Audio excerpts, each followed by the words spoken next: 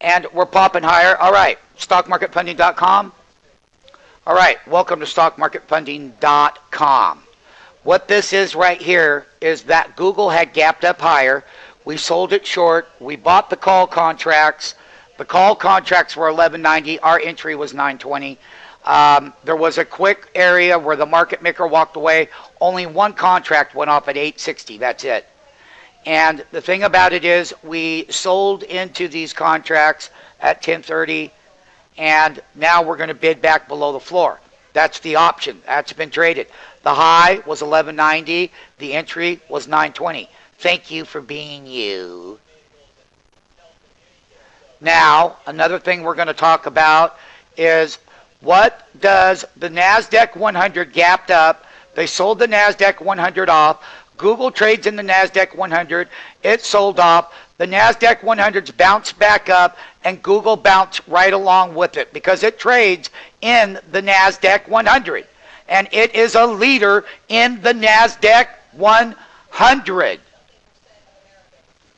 And we have another chart that we're going to show you called the NASDAQ comp. And there's a relationship between them.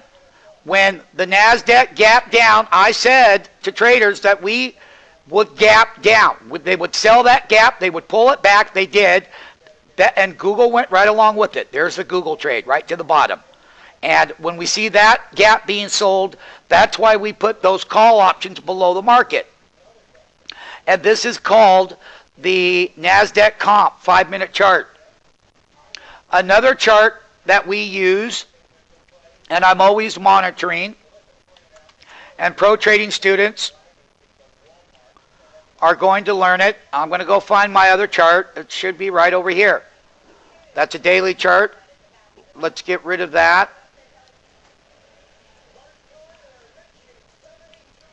All right, 72.6 is a Michigan sentiment. It just came out. It's lower than anticipated.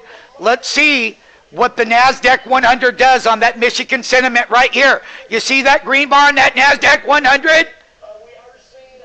Okay, you guys keep those bids down there at 8 where I told you, and we're going to see how the street reacts to that on this NASDAQ 100 or NASDAQ comp, NASDAQ 100, NASDAQ comp. We're going to see what they do. Okay. So basically, I'm going to pause the tape. All right, senior traders got in at 9.60 and they just sold at 10.60 right here and selling up at the top.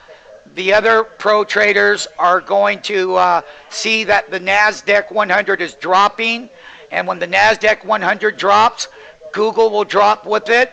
They're going to bid this contract again at $8.70.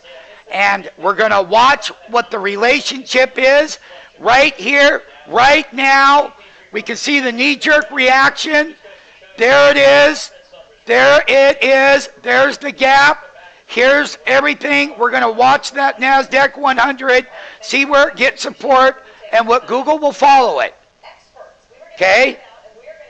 And Google will follow it, and we're going to see what happens in the overall structure of what they're doing here. Now watch. We got a positive bar and we got a positive bar. Okay? And basically, I'm going to go to the VXN. I'm going to find that chart here in a minute. All right. What we have here is that when Google gapped up this morning, they took that premium. They took 100% premium. Some of the senior pro traders bought that, as I was telling people before the market opened. So when they gapped up the call to 11.90, they gapped the 580 put down, and that's where you would be getting on the back half of the trade. And that 580 put has bounced $2 off that low. They took 100% premium out. That's where you'd be focusing on hedging your position at the same time when you're buying this off of the high of 11.90 back down here at 9.20. You're buying that, and the other side, you're getting both ends wholesale. You couldn't have a better life.